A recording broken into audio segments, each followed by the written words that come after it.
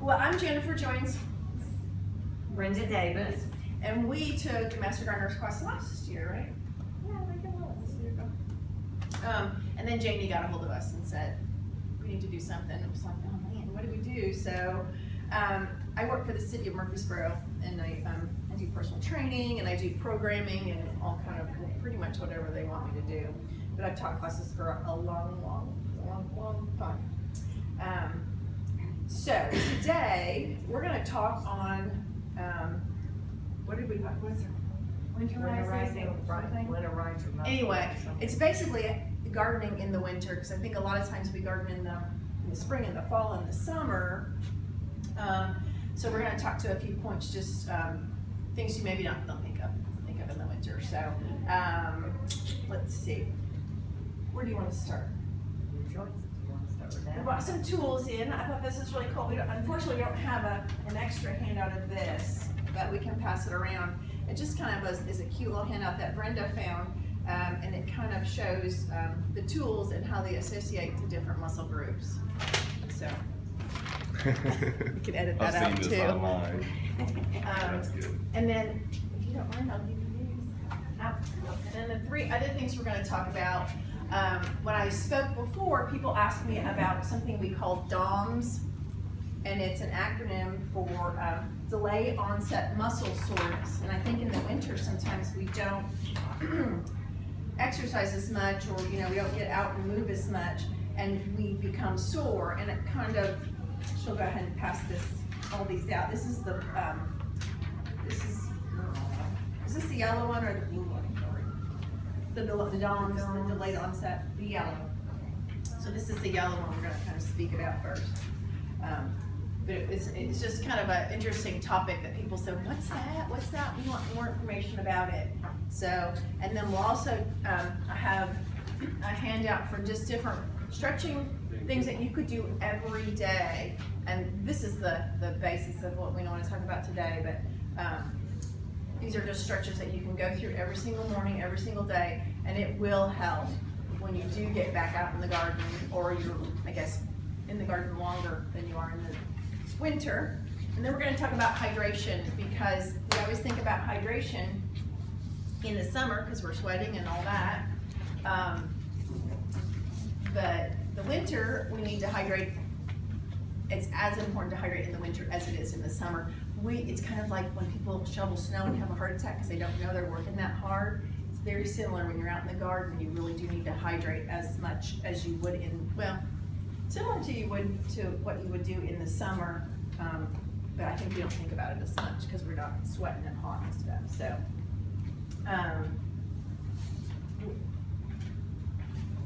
let's start with what did she say, the yellow one? Yes, yeah.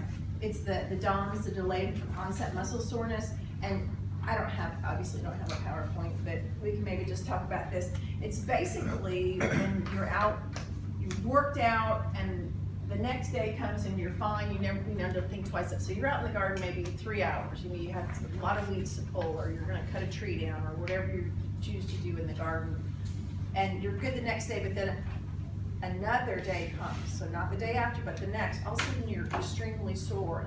What in the world? I was good. What did I do? And that's what we consider delay onset muscle soreness. And they give you a few tips. The first and most important one about DOMS is if it lasts more than 3 to 7 days, you need to see your physician. Usually you'll be a sore a day, you'll be good. So do be careful. You don't want to let it go on too long because you don't want to injure yourself. Always consult a physician. That's what we kind of talk about. My favorite way to deal with DOMS is this lovely foam roller that I brought today. Y'all can try it if you want. Don't you want to try it? Don't you feeling like you want to try it? Not getting any volunteers.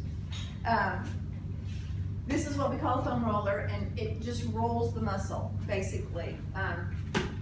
You can work it a couple different ways. Usually I just sit on it and just roll. And you need to stay away from the joints and just the muscles. Come on, doesn't somebody want to volunteer to do this? No. We want to see you do it.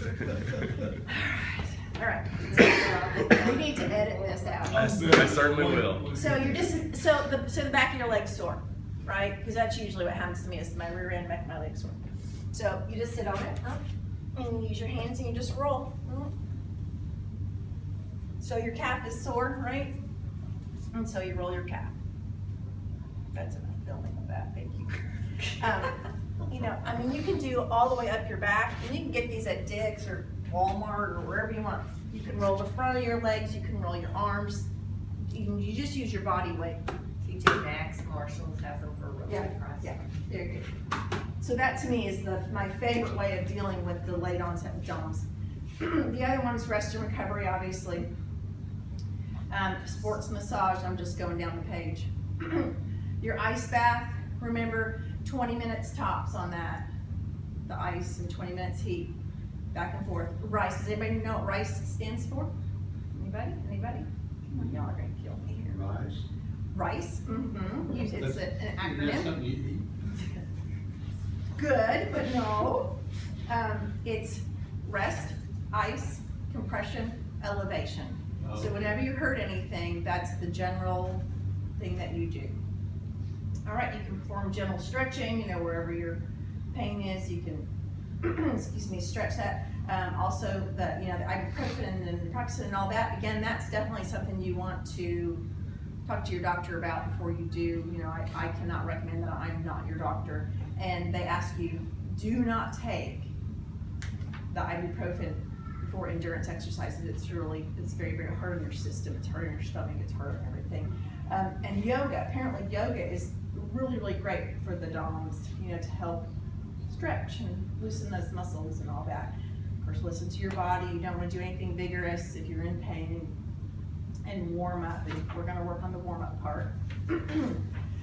Also talks about prevention, right? So prevention, the biggest thing about prevention is progress slowly. You don't want to do anything super vigorous if you're not used to it. So warm up thoroughly before activity and cool down completely afterward. And then follow the 10% rule, which basically means that, okay, with a running group, if you're gonna go a mile, the next time you go mile 0.1. Just a little bit at a time, You know, obviously avoid sudden major changes, type of exercise you do, and avoid sudden major changes in the amount of time that you exercise, which is hard to do in the garden because it's kind of up and down and up and down. But just, you know, just be careful and listen to your body, and remember, always consult your physician if you have anything that lasts more than 7 days or what you feel like is excessive. Do you want to go on to exercises? Sure. We love exercises. So we're going to have you all do this. We got to stand up, baby. And they're just things you can do every single day to help. Okay. Come on, y'all can do this. You wouldn't roll for me, but it's okay. What, you want to talk about these first or this? We got everybody up, you better start with this. All right, so you basically, the whole thing should take you about 4 minutes, right? So we're gonna start at number 1, and what she's doing is she's stretching the calves, the lower part of the calves. She's stretching her heels. So basically she's keeping her feet flat on the ground and she's bending those knees, and then she just pulled her chest backward just a little bit. You guys are young, you may not feel that, but trust me. As you get older, As you get older, everything stiffens up.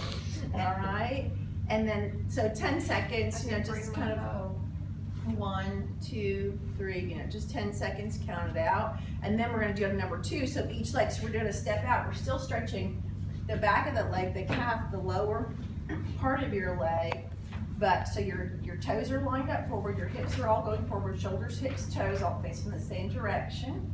The heel is down and back, right? You're just staying stationary, breathing, head's lifted. You feel that. You may not have felt the first one, but definitely feel that. Again, about 15 seconds, 10 to 15 seconds for each one, okay? And then we're gonna switch legs because we gotta make it even. You know, y'all are so good. Good. And then number 3 is a little tricky because some people cannot do it, but you can just grab that foot and pull it up behind, it stretches the front of the leg. If that gives you a Charlie horse, you know, if some people that cramps up, you can also do this. So your legs are, just about 2 feet apart, and you're up on your toe, your heel comes up, your knee's gonna come in and down, right? So the knee points toward the floor. It's the same muscle groove. The most important part of this stretch is that your feet are far enough apart. So it's a great big step. You're just gonna come down and just kind of move around a little bit until you can feel it, and then hold it again. Hold up for your 10 seconds. And then switch sides, so you can choose to do it that way, or you can choose to do it this way. It's up to you, completely up to you. Some people have knee issues. This is really, you have knee issues. You know, it's difficult to do. All right, and then number 4 is lower back all the way into the rear end. And we're just carefully bending forward. Knees are bent on this one. Definitely bend those knees. You can get to the front of the shins. I think, yeah, she's got her fingertips near her shoelaces if you want to do that, but it's important to bend the knees, yeah. A lot of people can't even get down to their shoelaces. Well, if you can't, you can do the fronts of your legs. You can just, so basically what we want to do on that one is just the whole back side. Nice big stretch. Okay, and then number 5, that's a little tricky. Yeah, they want you to bend all the way down, but that's a little tricky. Yeah. But with this one, it's maybe easier to put your fingertips on the floor and then come down. Again, you do a lot of this when you're gardening, so it's not a bad stretch to do. All right, you're just kind of hanging out. All right, and just kind of bring your bottom up, and you can put the hands on the front legs if you need to, and roll it up just for support. So that's number 5. And number 6, we're just lifting and lowering those shoulders, because you do a lot of work with those shoulders. Just lift and hold down. All right. Just a few seconds on that one, and then if you think about your arms up here, I think palms as far as facing outward versus inward, maybe get a little bit more stretch facing outward. Makes a difference. All right, let's feel that all the way up and down that arm. Okay, tummy's tucked in, protecting that lower back, always protecting the lower back. Good. And then this next one is for your triceps, so the back of the arm. So you just place your fingertips on the back, press that arm back. You're gonna hold it, just kind of 1 Mississippi, 2 Mississippi, 3, 5, 6. And then switch sides. Same thing, just count, nice slow count to 10. 3, 4, 5, 6, 7, 8, 10. Good. All right. So on to number 9, we're going to do same thing, but just kind of to the side. So big stretch here. If that is bothersome, hurts your lower back, you can always put the other hand here to support. We're always about support, and I think he's got his elbow bent, and that's fine. But instead of just being along the arm, it goes all the way down to your hip. Big stretch over here. And switch sides, same thing. Again, we're just kind of counting. You can watch the clock if you wish, or you can just kind of count in your head.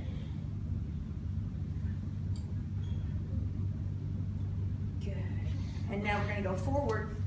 So number 10. Again, pushing forward, and this one purposely pull your shoulders together. Chin goes to the chest, and you're kind of rounding your back a tiny bit. I've got one hand in front of the other.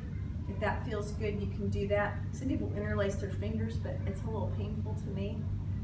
Just depends on how you're hooked up. And you can switch hands halfway through if you want. Good, and relax it. And number 11, they want you to twist, right? Always when you twist, no sudden movements. They just want you to twist and hold. And again, if you have back issues, don't want to do any issues whatsoever. If something hurts, we don't want to do it. Let's go to the other side.